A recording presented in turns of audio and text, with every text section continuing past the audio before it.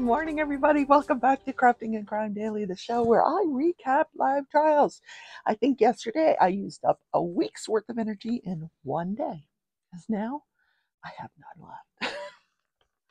I was up till 4 in the morning. I don't know what got into me. Couldn't sleep. Anyway, two trials. Both these trials are so interesting. We're going to do the Thomas Randolph case first. This is Las Vegas, Nevada versus Thomas Randolph for the murder of his wife Sharon and Mike Miller, his handyman, who happened to be burglarizing them while they were out having dinner. They came home from dinner. She goes in the house first, gets gunned down by Mike, and he comes in afterwards. Mr. Randolph sees that his wife is on the floor. He's attacked by some guy with a ski mask on. He shoots him. And then a week later goes on to illustrate how all this went down. But police very quickly catch on and realize that things are not what they appear to be.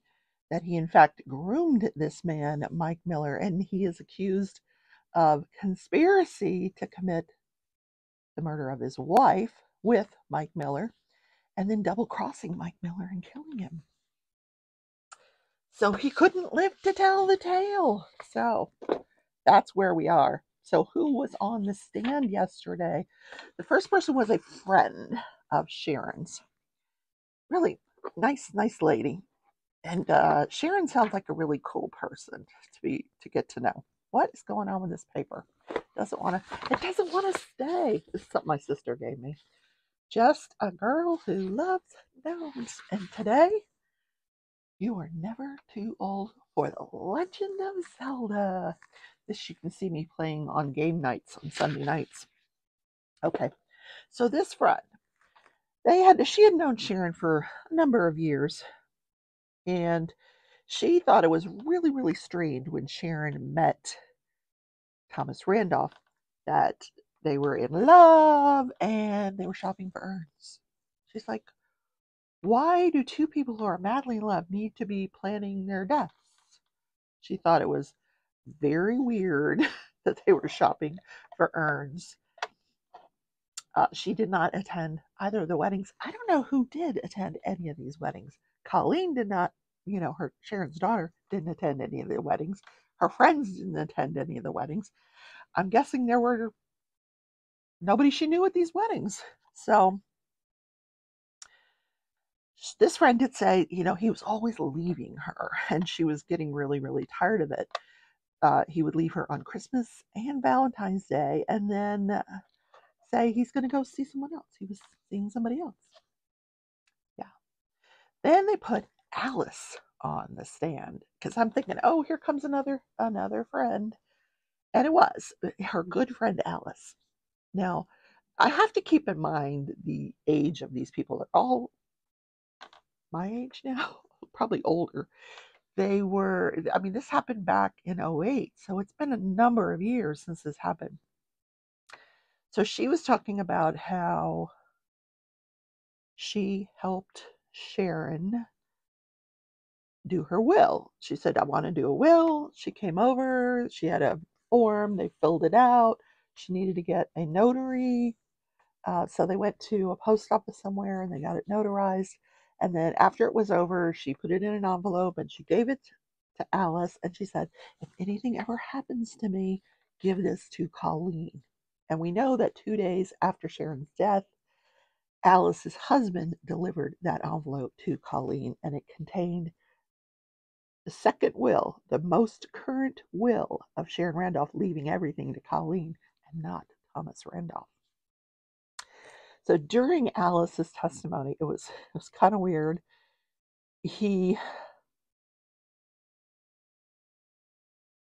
At one point, the defense attorney on cross-examination says, I'm over here. Because she was staring down Thomas Randolph. And he's like, no, I'm the one asking the questions. Look over here at me. No, you really hate him, don't you? She's like, no, I don't hate him. I abhor him. Ooh. Now, Am I coming into money? Isn't that what that means when your nose itches? Or somebody's talking about me? I don't know. Okay. So I had to look that one up. Abhor is like this extreme loathing, disgust. She just can't stand this man because she thinks he killed her friend, or he was responsible for the death of her friend. She said she would talk to Sharon like 2, 3, 4 times every single day. This was her bestie, her sister from another mister. I have a few of those. Anyway, the next person to take the stand didn't take the stand. She was on a Zoom video, and I'm like, oh no, I can't. I don't like Zoom video. I mean, it's a great tool, but first of all, you couldn't hear. Judge is like, we can see your mouth moving, but we can't hear you. So they took a while to iron that situation out, and they did. So we turns out this was Liz Labrador, because I'm thinking, oh, is this another friend? How many friends does this woman have? I don't have that many friends. Well, I do, but they're all in other places, and they don't call me. Well, Mickey calls me a lot. So yeah. Okay. Anyway, so Liz, this is the other woman. Yes, soon to be wife number 7. Um, Interesting lady. So, like I said, it's been a while, so she's not so hot looking. She's looking her age. Short hair. Why do old women have short hair? I've never understood that. I don't want to cut my hair short. Anyway, I digress. Short hair. This is the woman that Thomas kept leaving Sharon to go for. So this woman describes that they had been together for a number of years on and off. So they met on a online dating. I guess this is how he meets his future wives. Wonder if he's online dating in jail. Maybe. Who knows? I should be diamond painting, right? What color should I do? Oh, I think I've already done that one. Yes, I'm working on my logo painting. Is that not beautiful? Those are the bottoms of, those are her braids right there. I don't know why they're gray, but anyway, it looks good. So lots of contrast. Back to Liz Labrador. You're like, Liz, we got to hear what she has to say. So they were dating about a year and a half when he suggests that she should buy some life insurance. So he said, you need it. You need to protect your daughter. She had a daughter. And so she didn't know anything about the life insurance except she consented to getting the policy. She signed the form for him to buy the policy for her. He paid for everything. All she had to do was give a blood test. She does remember doing that. 50% of the life insurance would, upon her death, would go to him, and 50% would go to her daughter. So she lived in Salt Lake City, Utah, and in a home, and he lived there with her until they broke up. One of the times they broke up, and she moved out. It was at that point when they were off that he meets Sharon, and they decide they're getting married. However, she admits that she continued the relationship with Thomas Randolph. She knew he was married to Sharon, but she kept it going. And it was on again and off again. She said he was constantly on his phone to her, calling her several times a day, which is what one of Sharon's friends said he would do to her. Call her constantly at the salon that they worked at. So apparently he just had to have a woman on the phone with him. I don't know. So she said that he would come to visit her, and he would come sometimes with his suitcases, sometimes with a U-Haul, but he would have left Sharon coming to be with her, and then he would get a call from Sharon, then he would go running back to Vegas to be with Sharon. So at Valentine's Day that same year, February 08, she gives him an ultimatum. She said, listen, this yo-yo stuff it's gotta stop. That's my words, not hers. But she said, I gave him an ultimatum, her or me. So he said he was going to go out and deal with the Sharon issue so they could be together. It's February, Valentine's Day, February 14th. We know that he meets Mike Miller February 16th, 2 days later at this convenience store. And that's when they become friends. And he offers him the handyman position and he starts grooming him, for lack of a better term. So she said, she was asked, did he come to see you after she passed away? And she said, yeah, he came. And they said, well, what was he like? Was he distraught about Sharon? And she said, well, somewhat. She goes, I really don't know how to answer that. She said, kind of distraught, very non-committal. Didn't really have an answer. I got the impression that she's still maybe writing to him in jail. I don't know. Must have been some lovely love affair. You hear the violins? Anyway, that was her. So weird. So weird. And then they put a cell phone guy on the stand. Not a cell phone guy, but he was like this expert in vonage. Because at one point,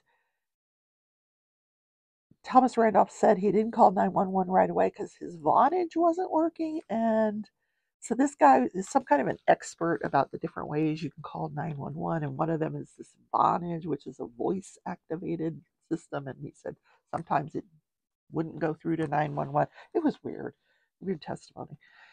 So that's where we left off. There may have been one more witness that I didn't get to, but I will cover that tomorrow. So I do want to mention that during the Thomas Randolph case, when they got back from lunch, before the phone guy was on,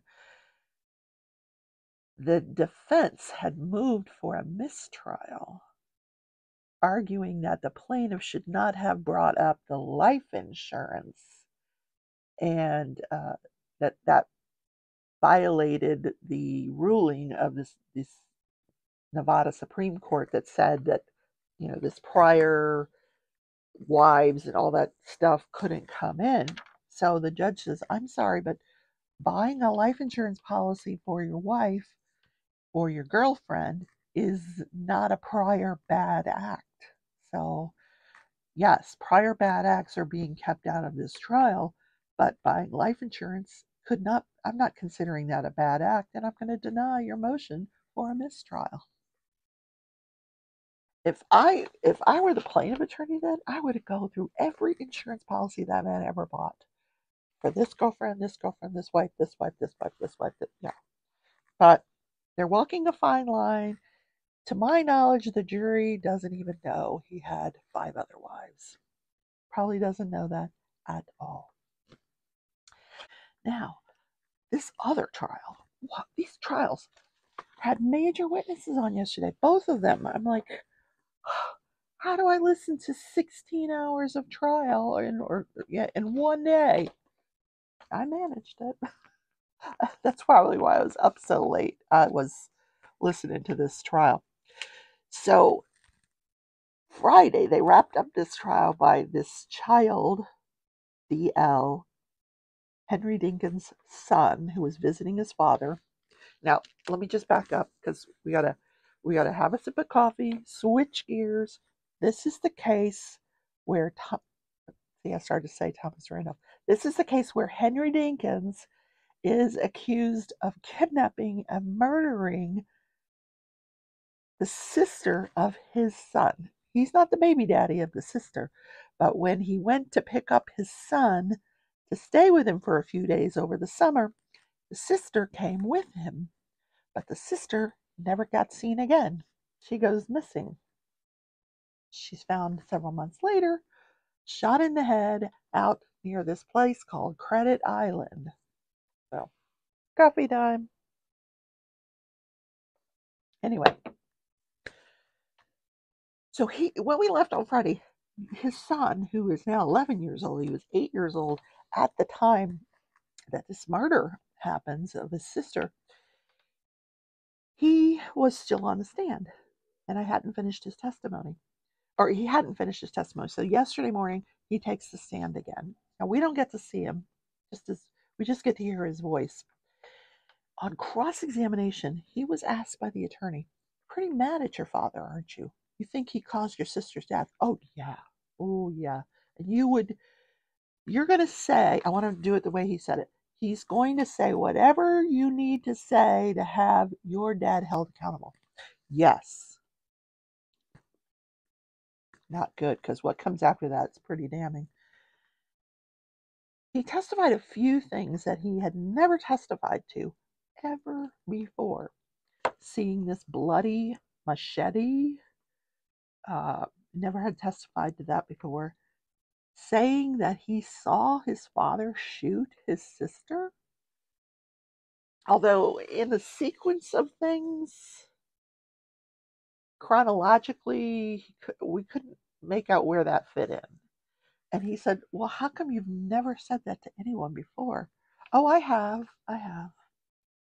And when mom testifies later, his mother testifies later on, she said that yes, he told her that he had witnessed Henry Denkins shoot his sister, and that he was in the car with Henry Denkins, his dad's girlfriend, his sister, and the four of them drove out to this remote area. The three of them get out of the car. He's looking out the back window, and he sees his dad shoot his sister. So, first of all, it just didn't come across as credible. It just didn't. I wasn't buying it. I think he's saying that. So what happens with these kids is they hear their parents talking about the murder. I'm sure he's heard his mom, his grandma, his older brother. I'm sure he's had a lot of, in the last 3 years, heard a lot about this case. And maybe he believes that he saw it, but he didn't really see it. I don't know. And this is the judge deciding the case. It's not in front of the jury. So I'm not sure the judge was going to buy it either. At one point I thought, what I would have done as the judge who's deciding this case, I would have said, you know what? Cameras off. We're going to take this young man. I'm going to take this young man and I'm going to take him into my office with the two lawyers and we're going to have a little powwow. Come to Jesus. And I'm going to find out what he really did see. That's what I would have done. But I'm not sure if the judge is the one deciding if that's appropriate, but it's the thought that crossed my mind is like, he needs to be away from all the other people in the courtroom and he just needs to here, tell me what you saw, okay?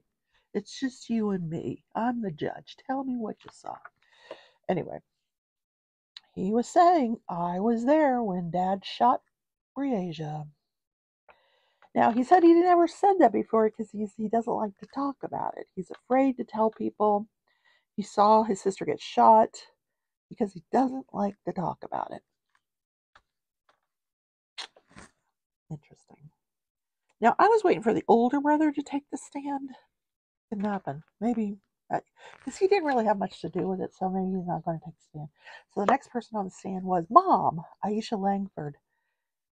And again, she reiterates how she met him when she was 18 or 19, Thomas Henry Denkins, and he was in his 40s. He had told her he was in his 20s. Now, honey, you have eyes.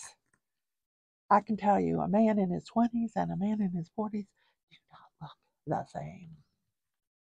Rarely. Anyway, so what she talked about with her daughter, so she's not a sleepwalker, because that was, does she sleepwalk in her sleep? No. Mm-mm. Does she ever have a tendency to wander off? No, she didn't.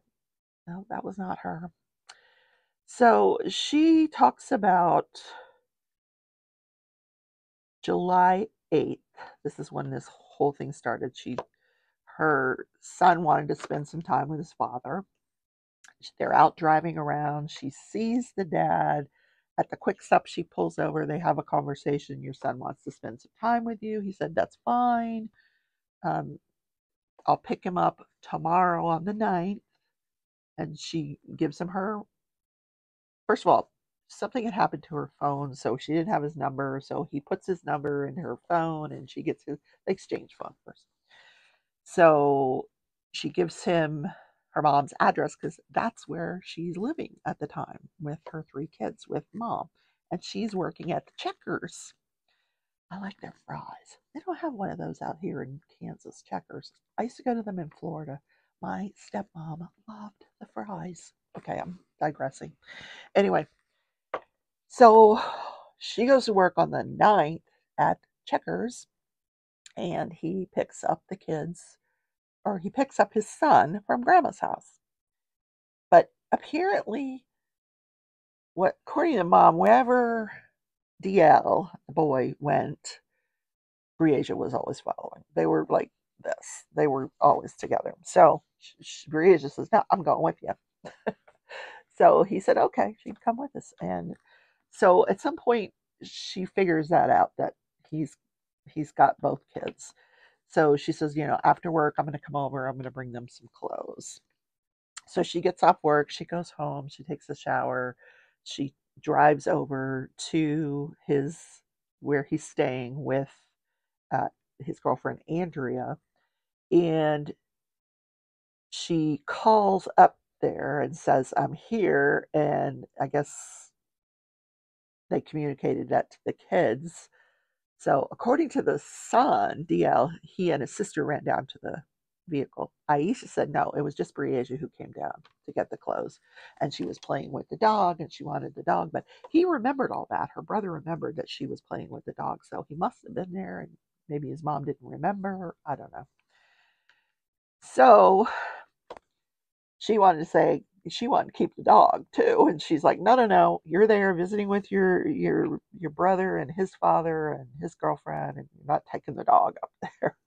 So she shoos him back up to go back into the apartment, and she proceeds, she's going to go to a friend's house. But then she said it started pouring down rain, and it was so heavy, this rain, that she had to pull off until the rain stopped. So she just went ahead and went home. Now, when she wakes up the next morning, she's woke up early by her employer, Checkers, because they need somebody to open the store that day. The person that was supposed to open didn't, called in or something. So they asked her, can you come in and open up? Be one of our openers. And she's like, sure, I'll be there. So at 8:08, and they have her phone records out and they go through them, she says she gets a call from Henry, a voicemail from Henry saying, call me. So she calls him back 4 different times and he doesn't answer. So finally she texts him and she's like, listen, call me. I'm not playing phone tag with you. Because she's working. Yeah, she's trying to work. So at 11:07, she finally gets through to him, and this is when she finds out her daughter's missing. And she's like, where are you? And he's like, I'm downtown. So she gets off work, and it's very confusing, this whole sequence of events. Like, she goes over and she picks up she's driving around, and she sees them in traffic, and they pull over to a McDonald's. So she gets her son and takes her son, and yeah, it's very weird because she called the police because at some point she realizes, she thought he had notified the police, but he hadn't. So she realizes this and she notifies the police. And she commented that he was wearing a black do-rag, a dirty white shirt, that he was chain smoking, and that his shoes were all muddy. And she thought it was very strange because it's, early in the morning and he's like all disheveled. Yeah. So she she goes over to the apartments where the children spent the night, and the police are there and they're asking her questions. And at some point, Denkins leaves. She said, at some point, I'm just there with the officer. And so she got mad at Henry because of the way he was answering questions. And then she leaves and she goes home to get pictures of Briasia to give her friends and family so they can all go start searching for her. Now, she said she didn't search her own neighborhood because, her daughter never wandered off in her own neighborhood. That's not where she was seen last, so she didn't think she would have been in that neighborhood. So she goes back over to Andrea's apartment and she's searching over there. Her and her friends and relatives are searching over there. Then the next person on the stand is Andrea, the girlfriend of 6 years. They were together for 6 years. Now, the little boy's only 8. And Henry was married somewhere during this time to someone else. Yeah. He's a busy guy. All these guys are busy. Like, what is it with ugly guys? They're always busy with women. Okay. Anyway, Andrea talked about having, she owned a PlayStation and an Xbox. For you, Andrea. She worked from home. This is 2020. She worked from home, and what was she doing? For AT&T. Yeah, selling phones and customer service, that kind of thing. So she said when the kids came over that night, she has an immaculate home, very beautiful home, but it's only a 1-bedroom apartment. So she arranged for the kids to sleep in the bed, and she had an air mattress she pulled out.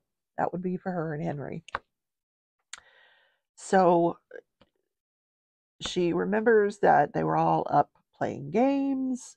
She doesn't remember Aisha coming by with the clothes, but anyway, she said Henry got out large T-shirts for the kids to wear to bed. They both took showers separately. They had dinner. They were all playing. She said the little boy DL, he was playing GTA, Grand Theft Auto, on the PlayStation, and then later on the Xbox. That he was not playing on the phone. She said, as a matter of fact, we were all playing on my phone. They were playing, I forget what they were playing, but Denkins, Briasia, and him were playing on her phone, which is important because later on she testifies that Henry Denkins' phone was dead. And the defense tries to make it sound like, it's because the little boy was playing on the phone. She says, no, he was playing on the Xbox and the PlayStation. He was really into that GTA that night.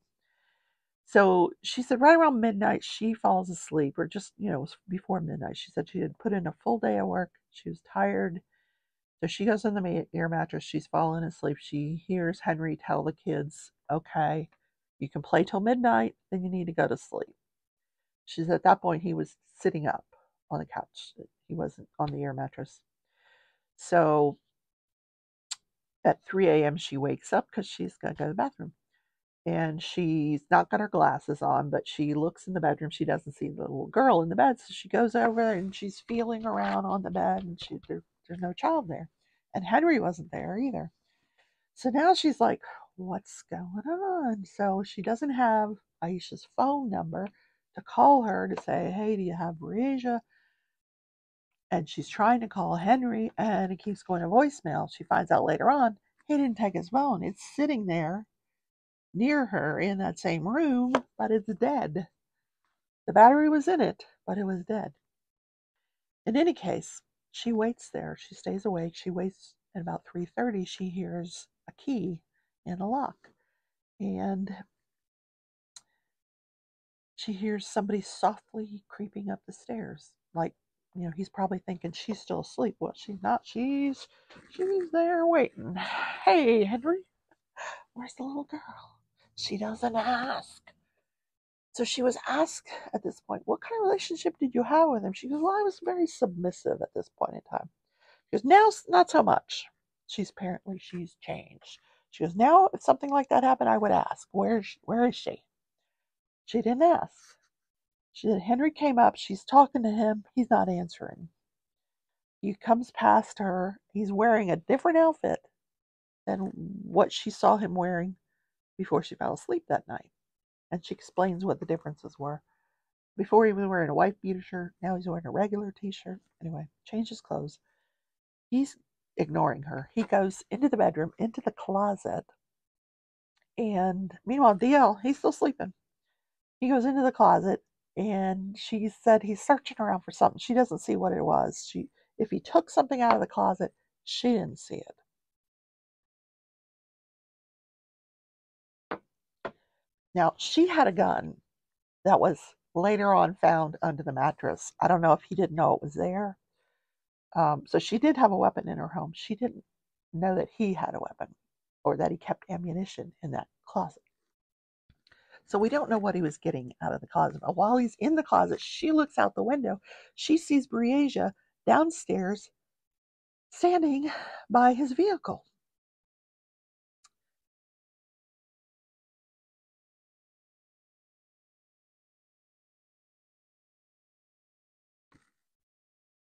Now, she says she doesn't look upset. She says, I can't see her facial expressions, but she's not pacing or anxious. She doesn't look anxious. She's just standing there. So the next thing she does is she sees him leave. And she goes and looks out the window again, and she sees him get into the car. By the time she gets back to the window to watch him, he's getting in the car, and Briasia, she assumes, is in the car. She's not outside the car anymore. But she couldn't see he had tinted windows, so she couldn't see inside the car. Then he comes back early the next morning. First, DL wakes up, and it's very early in the morning, and he's like, where's my sister? And she says, I don't know. I'm with your dad. And so the little boy started to tear up because his sister's not there.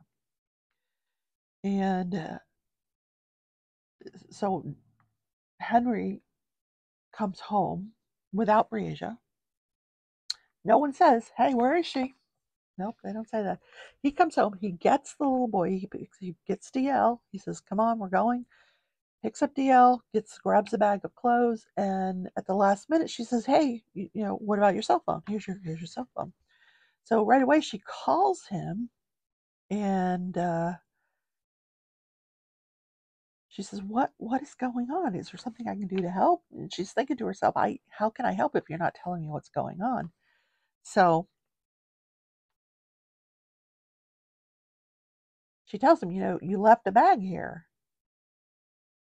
And so he says, oh, I'm going to need that. So he comes back, gets the bag, and then leaves again. And then she says, the next thing I know, there's detectives at my house. I had no idea what was going on. And she did talk about how, in the 6 years that she's known him, he's not prone to leaving his cell phone at home. He always has it on his hip. And, we're all like that. We don't go anywhere without our cell phones. Rarely. But this night, he decides he's going to leave in the middle of the night with Briasia and no cell phone and not tell anybody what the heck is going on. Yeah. So that is the update from Monday. Interesting testimony in both cases. This is usually one trial is more interesting than the other, but these are both really, really interesting trials. Yeah, and I just told you in 30 minutes what I listened to for 16 hours. So that's the show for today, guys. I hope you enjoyed it. I hope to see you tomorrow in Crafting and Crying Daily. Have a wonderful Tuesday. Bye, everybody.